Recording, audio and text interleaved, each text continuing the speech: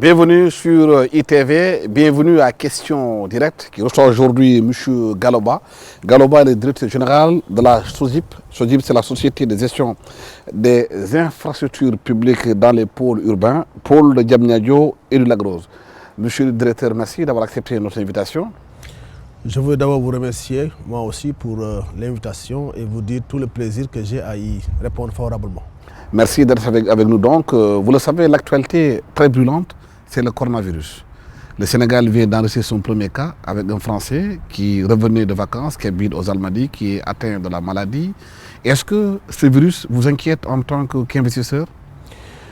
En fait, je voudrais d'abord rassurer les Sénégalais par rapport, disons, à ce premier cas qui a été décelé. Je viens d'écouter à l'instant le ministre de la Santé suite à la réunion qu'il a eue avec le président de la République, réunion au cours de laquelle il a été évoqué ce cas et les dispositions qui sont prises pour juguler, disons, le phénomène. Je fais confiance au système de santé sénégalais pour avoir eu, disons, une position assez heureuse lorsqu'il était question de traiter le virus Ebola et pas mal d'autres épidémies. Je pense qu'aujourd'hui, disons, cette maladie pose problème à toute l'humanité, disons, du point de vue même des investisseurs et même de l'investissement. La Chine, qui est aujourd'hui, je pense, la première puissance au monde sur le plan économique, est durement frappée et ça ne manquera pas d'avoir des impacts sur l'économie mondiale. Mais bon, ce qui est important aujourd'hui, en tout cas au niveau interne, c'est que le malade puisse être bien pris en charge, qu'il puisse recouvrer sa santé et qu'il puisse également retrouver sa famille dans les prochains jours. Vous travaillez dans le domaine des infrastructures publiques, donc mobilisation de l'épargne locale, de l'épargne aussi étrangère, pour travailler un peu sur ces cas bien précis. Est-ce qu'aujourd'hui, cette maladie qui touche mondialement beaucoup d'économies, on a vu qu'à travers le monde, les bourses de New York, le C40 en France, le Nasdaq, entre autres, ont subi des conséquences. Et la Chine est l'atelier du monde. Ce que vous faites en tant qu'infrastructure, beaucoup de matériels sont importés de la Chine. Est-ce que ça ne peut pas freiner votre élan d'investissement et de construction? En fait, le projet que nous sommes en train de réaliser, c'est le stade de football de Diamniadio, dont la pose de la première pierre a été effectuée le 20 février par son Excellence le président de la République Macky Sall. En le faisant, il donne suite à l'engagement qu'il avait pris de le réaliser pour le compte du peuple sénégalais au mois d'août 2018. Ce stade va bientôt démarrer et les matériaux sont en cours de livraison et ça nous vient pour l'essentiel de Turquie. Mais globalement, je ne pense pas que cette épidémie puisse avoir un impact sur ce plan-là. L'impact, c'est plus par rapport à la contamination au niveau des individus, avec un impact bien évidemment sur le plan économique. Mais quant à la réalisation de nos projets, nous sommes sûrs de pouvoir les réaliser dans la date indiquée. Un stade à 150 milliards de francs CFA, ça crée beaucoup de polémiques. Certains estiment qu'il est trop cher payé et qu'à travers le monde, il y a d'autres stades qui sont du même niveau, qui sont construits moins cher. En fait, c'est un débat qui, pour moi, qui est déjà clos. Et d'abord, le débat il est clos parce que d'abord, le président de la République lui-même, lors de la pose de la première pierre, disons, n'a pas manqué d'indiquer la grande ambition qu'il a pour le Sénégal et qu'il a pour les Sénégalais. Et de ce point de vue, il va prendre toutes les dispositions pour que ses ambitions se réalisent, notamment dans le domaine sportif. Il a eu l'inspiration lors du match Sénégal-Pologne en Russie. Il s'est dit que son devoir était de faire en sorte que le Sénégal puisse avoir des infrastructures sportives de grande qualité, de grande envergure, disons, qui répondent aux exigences de son football, mais également qui ont des liens avec, disons, avec les performances de ces équipes nationales. Donc de ce point de vue, le stade du Sénégal ne concernera pas que le stade en lui-même. Nous avons également 2 terrains d'entraînement, dont l'un est doté d'une tribune de 2000 places et d'une piste d'athlétisme. C'est des infrastructures qui sont dotées d'une alimentation autonome en eau et en électricité. On a prévu de diriger une centrale solaire de 2 MW. Donc autant, disons, de facteurs qui contribuent à faire en sorte que le coût puisse être à ce niveau.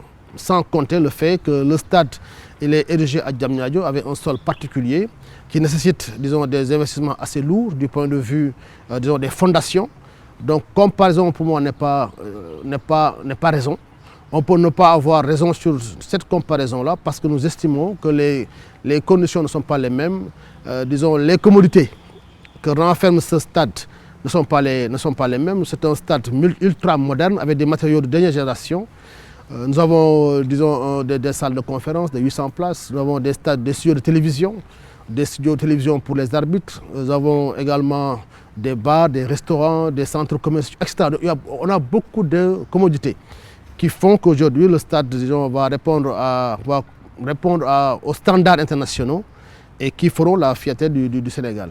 Il y a beaucoup de vos détracteurs qui disent que 150 milliards de francs CFA dans un stade, alors qu'il y a des priorités ailleurs dans ce pays, priorités dans le domaine de la santé, sur l'emploi des jeunes, entre autres. Est-ce que cet argent n'aurait pas dû servir à autre chose que d'investir dans un stade, au lieu de réhabiliter le stade de Léopold Senghor et le stade régionaux?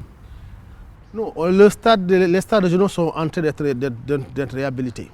Je pense qu'on ne peut pas faire une telle comparaison.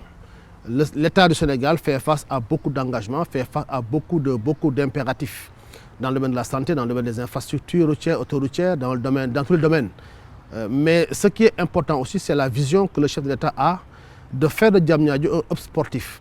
Je rappelle que depuis 1985, le Sénégal, malgré toutes les performances, malgré toutes les grandes ambitions que nous avons, malgré le fait que le football soit considéré au Sénégal comme une passion, n'a pas un stade digne de ce nom capable de recevoir les grandes compétitions internationales. Depuis 1985, on n'a pas un stade digne de ce nom. Depuis 1965, le Sénégal n'a pas un stade de basket à la dimension des performances de nos lions et même de nos lions. Donc de ce point de vue, le Sénégal doit aujourd'hui avoir toutes les infrastructures à même de booster la croissance économique, mais également de favoriser le développement du Sénégal dans le domaine du sport, dans tous les domaines. Diamniadio est une ville qui se construit à côté de Dakar, à quelques encablures de l'aéroport international Blaise Diagne, à quelques pas, je dis bien quelques pas, de Touba, parce qu'aujourd'hui avec le tour à péage, on est à 1 heure de temps entre Diamniadio et Touba, sans compter les autoroutes qui vont aller vers Fatick et Kaolack, sans compter également le terre. Donc toutes ces infrastructures-là sont aujourd'hui constituent une ossature qui va asseoir le développement du Sénégal. Cela va se faire bien évidemment en relation avec les autres programmes. Le PUDC, le PUMA, les programmes de Promoville qui sont une continuité, disons, des investissements qui sont réalisés à Dakar, mais qui concernent, disons, les territoires au niveau de l'intérieur du pays. Mais certains disent qu'à la place d'un stade, pourquoi pas un hôpital, au moment où le Dantec principal, dans le Diamou sont engorgés? Est-ce qu'il ne fallait pas investir dans la santé des populations avant de créer du sport? Il est prévu à Diamniadio ce qu'on appelle le Diamniadio Lake City. Diamniadio aura un hôpital de dernière génération qui va être financé par des privés, avec même des centres de formation en matière médicale, sans compter l'Institut de recherche qui a pignon sur lui actuellement à Diamniadio. Donc on peut dire pourquoi pas le stade. Bon, si on réalise l'hôtel Radisson, c'est pour mettre en valeur l'aéroport de Blaise Diagne. Vous me direz non, pourquoi ne pas mettre un hôpital? On a prévu de mettre en place un hôpital. Nous sommes en train de construire des hôpitaux au niveau des 4 régions, notamment à Touba, à Kédougou, à Tamba, à Kaffrine. Donc il y a beaucoup d'infrastructures qui sont en train d'être prises en charge, mais il reste évident que l'État ne peut pas en 1 an ou bien en 5 ans ou bien sur un mandat réaliser toutes les infrastructures dont le Sénégal était en manque. Le Sénégal peinait à avoir des infrastructures de qualité. De 2011, disons de 2000 à 2011, nous n'avions eu que 35 km d'autoroute. Aujourd'hui, nous en avons plus de 200 au Sénégal. Donc ce sont des efforts que le gouvernement est en train de faire. Il est évident qu'il ne peut pas tout faire en même temps, mais ce qui est important à me retenir, c'est sur quoi il faudra mettre le curseur, c'est l'ambition que le président de la République, Macky Sall, a pour le pays, et il est en train de donner satisfaction aux Sénégalais, aussi bien au niveau urbain qu'au niveau rural. Mais certains doutent de la rentabilité de ces infrastructures que vous avez mises en place. Il donne comme exemple le centre Abdou Diouf, où par exemple, s'il n'y a pas de conférences étatiques, c'est rare que des séminaires ou bien des rencontres soient organisées, l'infrastructure coûte cher, son entretien coûte cher. C'est pour répondre à ces préoccupations que le président de la République, Macky Sall, a mis en place la SOGIP. La SOGIP est née en décembre 2015. Sur la base d'un constat, il fallait rompre, disons, le mode de gouvernance et même de gestion des infrastructures au niveau du pays. L'État mobilise beaucoup de ressources financières pour faire face pour construire des infrastructures. Et même parfois peine à avoir toutes les ressources financières et à recours à l'emprunt pour pouvoir, disons, satisfaire à cette exigence.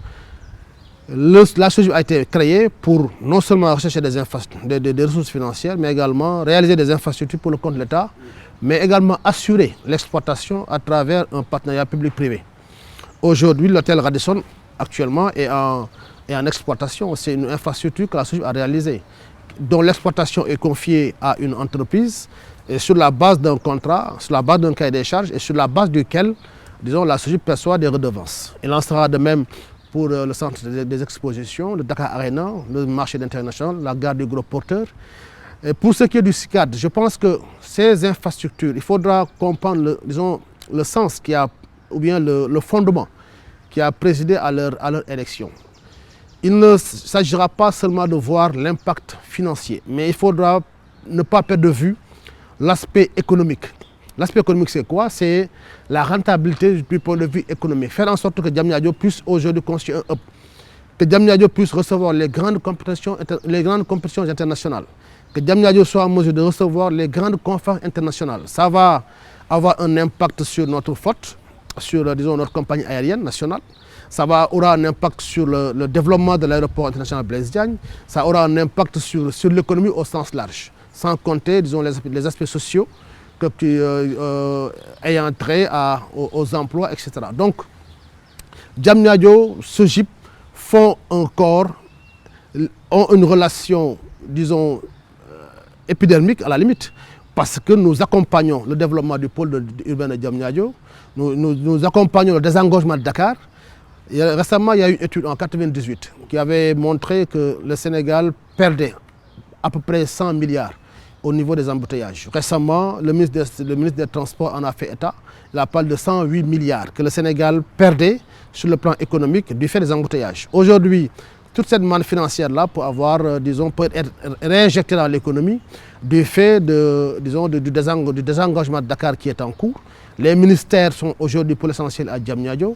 Le marché international va être bientôt fonctionnel. Le président de la République a pris l'engagement de le rendre bientôt fonctionnel. Donc, de ce point de vue, je pense que Diamniadio va constituer un hub et va permettre, disons, de repositionner le Sénégal dans le Grand Conseil des Nations. Et donc, de ce point de vue, du point de vue de la rentabilité, je pense qu'il y a des infrastructures qui ne sont pas nature rentables. C'est comme le centre des expositions qui va recevoir à partir de mardi ou mercredi le salon national sur l'artisanat que le président de la République va présider. Donc récemment, on a organisé une grande compétition de boxe, etc. Donc Diamniadio est en train de vivre.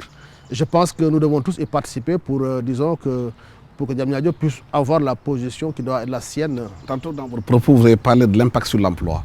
Est-ce que le pôle de Diamniadio et le pôle de la Grosse créent des emplois pour les jeunes? Diamniadio, le pôle de Diamniadio crée beaucoup d'emplois. Notamment en ce qui concerne, disons, les travaux, lorsque les travaux sont en cours, mais également dans le cadre de l'exploitation. Rien que l'hôtel Radisson, nous avons plus de 200 emplois qui sont créés là-bas, sans compter ce qui se fait au niveau de Dakar Arena, sans compter également, disons, les sphères ministérielles dont l'entretien incombe, disons, à quelques ministères, sans perdre de vue également qu'il y a le parc industriel qui emploie beaucoup de monde, disons, des centaines de Sénégalais dans le domaine de la confection, etc. Oui, le Premier ministre disait la fois dernière dans une interview à ITV qu'il avait constaté quand on construisait Diamniadio qu'il y avait plus de jeunes dans la sous-région que de jeunes Sénégalais qui travaillent dans les chantiers. En fait, il en a parlé pour mettre en exergue le fait que les Sénégalais n'avaient pas toujours les compétences requises en matière, disons, en matière de construction, en matière de, n'est-ce pas, de bâtiments et travaux publics, dans les domaines de la plomberie, disons, de la peinture, etc. Ce n'est pas pour rien que le centre de formation a été mis en place au niveau de Diamniadio pour accompagner, disons, ce processus. Donc nous avons des Sénégalais, mais également des étrangers.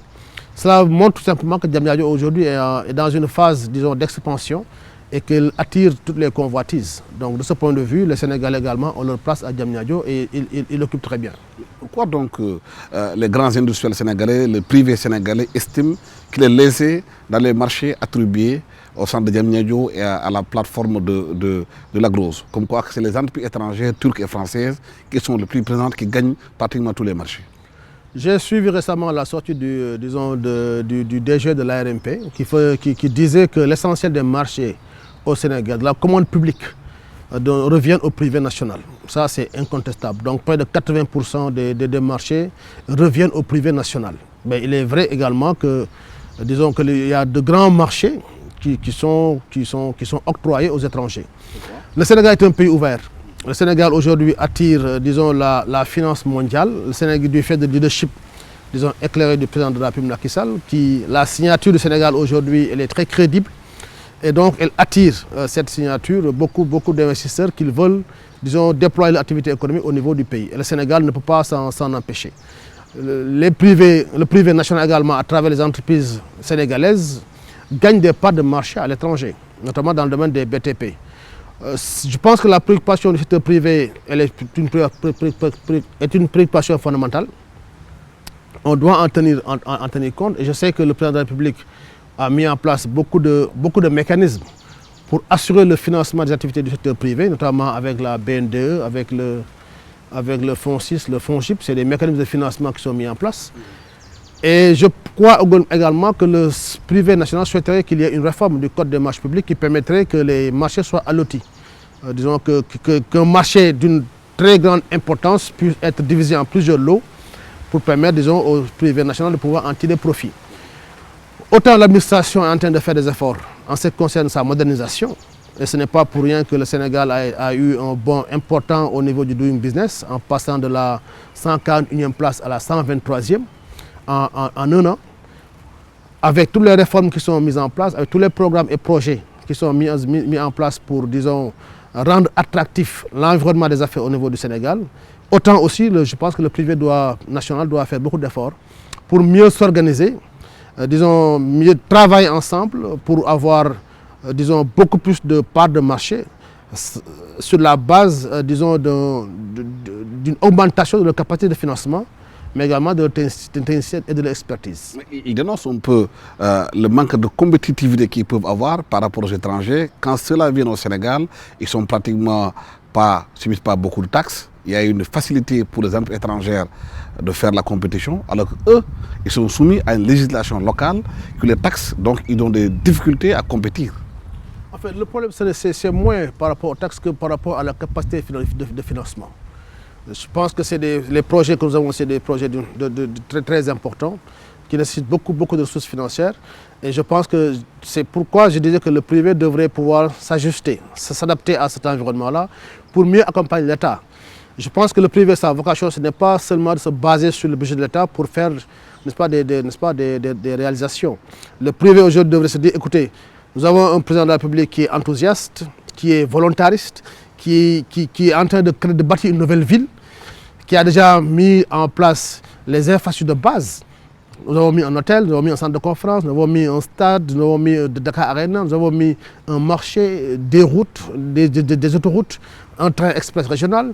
Donc cet environnement-là devrait être accompagné par le privé qui, par lui-même, devrait par exemple investir dans l'hôtellerie, dans la restauration de masse, parce que nous avons les ministères qui sont présents là-bas. Il devrait pouvoir également investir dans les loisirs pour accompagner l'État, au-delà du budget de l'État. Donc de ce point de vue, c'est pourquoi je dis que le privé également doit s'ajuster pour mieux s'adapter à cet environnement-là qui nécessite, disons, beaucoup de ressources financières, mais également qui est porteuse d'investissement rentable. Pourquoi l'État du Sénégal n'a pas mis en place une loi sur les joint ventures? On a vu que dans d'autres pays comme la Gambie à côté, que vous ne pouvez pas être un étranger, investir en Gambie sans être accompagné par un Gambien. Pourquoi l'État du Sénégal n'a pas placé une loi qui oblige à chaque étranger qui voudrait investir au Sénégal dans un domaine bien précis, qu'il soit avec un Sénégalais? Non, le code des marchés déjà a prévu, disons, la sous-traitance. Je pense que c'est cela. Au-delà de la sous-traitance. C'est-à-dire que le marché soit partagé avec un local. Nous avons cette expérience avec l'université de Amadou Mahtar Mbow, dont la SOGIP assurait le portage financier. C'est un groupement qui a été mis en place avec des étrangers, mais également avec, dont l'une des composantes était sénégalaise. Je partage cela. Je ne pense pas qu'on ait besoin d'une loi pour le faire. Maintenant, si tant est qu'on devrait y aller, je pense qu'on devrait approfondir la réflexion, voir, en tout cas en saisir tous les contours pour pouvoir, disons, le mettre dans le dispositif légal et réglementaire. Mais pour moi, ce qui est important, c'est que les Sénégalais eux-mêmes, les entreprises locales, aujourd'hui, on a de grandes références en matière de BTP, elles devraient pouvoir, disons, être ensemble, mettre en place leurs efforts, partager les risques, disons, se battre pour avoir des financements conséquents et substantiels et faire face aux besoins de l'État en ce qui concerne les grandes infrastructures. Oui, pour un Sénégalais lambda qui quitte Dakar souvent pour aller vers Mbour ou à l'intérieur du pays, quand vous passez devant Diamniadio et les bâtiments qui sont là, on a l'impression qu'ils sont à l'arrêt. Qu'ils ne bougent pas parce qu'on ne voit pas des ouvriers se mettre au travail. Les gens ont l'impression que les chantiers sont à l'arrêt. Pourquoi cette impression-là? Non, mais bon, s'il s'agit juste d'une impression, je ne la partage pas. J'estime que on voit les gens matin et midi travailler. Il y a un rythme qui semble être très lent. Non, non, les chantiers dont vous parlez sont les chantiers en finition. Lorsqu'un chantier est en finition, le rythme de travail est affaibli. Le nombre de travailleurs qui interviennent également est très réduit. Ce sont des bâtiments disons, en finition. Je vois qu'ils sont en train de faire les vitrages. Bon, ça pose le problème un problème important, c'est que ça qui concerne disons, les VRD.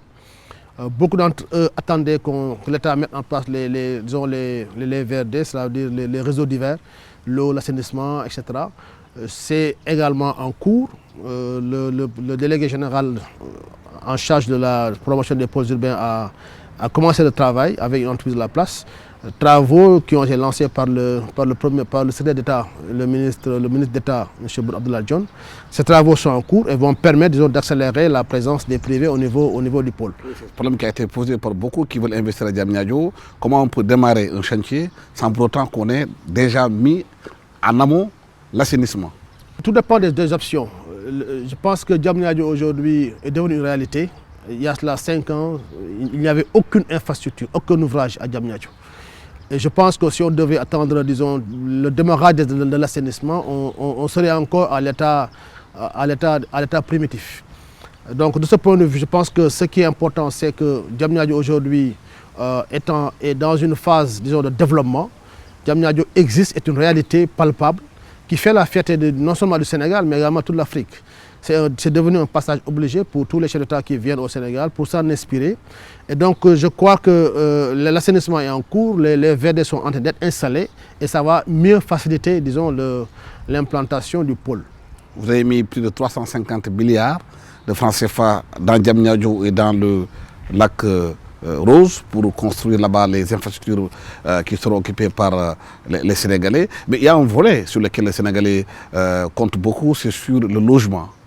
Ils estiment qu'aujourd'hui, Diamniadio, on ne peut pas loger à Diamniadio parce que ce qui permet d'aller à Diamniadio n'est pas encore là. Le train n'est pas encore là. Et ensuite, Diamniadio, aujourd'hui, aller travailler là-bas coûte très cher. Nous sommes dans une phase transitoire. Donc je pense que ce qui est important, c'est la vision qui sous-tend, disons, Diamniadio. Aujourd'hui, on parle de Diamniadio parce que c'est devenu une réalité. Je l'ai dit à l'instant, il y a là 5 ans, ça n'existait pas. Personne ne pensait pouvoir habiter à Diamniadio. Aucun Sénégalais ne pensait pouvoir y travailler dans un ministère. Donc c'est déjà une réalité. Je pense que de plus en plus, l'État est en train de faire beaucoup d'efforts pour rendre, disons, Diamniadio plus attractif. Et ça, c'est le rôle de la DGPU qui assure la promotion du pôle, qui fait en sorte que les investisseurs puissent, n'est-ce pas, y avoir leurs activités, mais permettre également aux Sénégalais de pouvoir y vivre. Et cela, je pense que ce n'est pas pour rien que nous sommes en train d'édifier une université qui va accueillir beaucoup d'étudiants. Ça va aider également à désengorger les universités sénégalaises. Nous sommes en train également d'édifier un stade de dernière génération. Nous sommes en train de mettre une cité des Nations Unies. Donc toutes ces infrastructures-là auront pour conséquence de faire de sorte que Diamniadio soit une ville attractive, une ville où il fera bon vivre, avec disons, des logements disponibles, avec des centres de travail qui seront également disponibles, parce que la vocation du pôle de Diamniadio et même du Lac Rose, c'est d'assurer la mixité fonctionnelle, la mixité sociale. Faire en sorte que la personne puisse y habiter, y résider, y travailler et que ses enfants puissent s'y divertir. Donc de ce point de vue, je pense que dans quelques années, Diamniadio va avoir toutes ces communautés-là qui vont favoriser, disons, le développement et même la croissance économique du Sénégal. Mais on parle plus de Diamniadio que de Lac Rose. Pourquoi? C'est normal parce que le Diamniadio, le plan d'aménagement a été validé. Aujourd'hui, nous savons exactement où est-ce qu'on doit mettre une université, où est-ce qu'on doit mettre un hôpital, où le stade doit se faire, etc. Donc Diamniadio, c'est le premier pôle qui était qui est en train d'être mis en œuvre depuis bientôt 5 ans. Le pôle du Lac Rose est un pôle qui est en gestation. Le plan d'aménagement va être bientôt validé par la DGPU et par les hautes autorités. Et à partir de ce moment-là, nous pourrons, disons, commencer à édifier des infrastructures. Monsieur Galaba, merci d'avoir été avec nous sur ce plateau de questions directes ITV. Je vous rappelle que vous êtes directeur de SOGIP, la Société des gestions des infrastructures publiques dans les pôles de Diamniadio et de Lac Rose. Merci. Merci.